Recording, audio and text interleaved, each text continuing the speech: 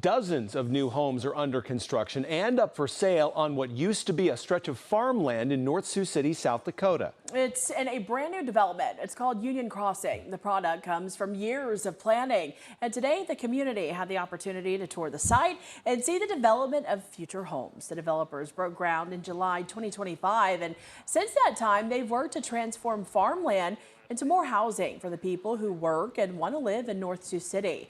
The goal is to have 58 units built in the first phase. This includes single-family homes. Now, during the second phase of the project, the goal is to have a total of at least 110 homes covering 80 acres of land. Right now, there are 20 homes under construction, with more being completed every single day. Now, homes will be priced from under $300,000 to $410,000. Developers call it a cornerstone project that they say will help North Sioux City keep workers it's been struggling to house. Big piece of the community was missing was housing, and for the employees that work for these businesses that would travel all over the miles away to get to work, this is now a place for them where their families can come home, or they can live close to their work. They can be part of the community.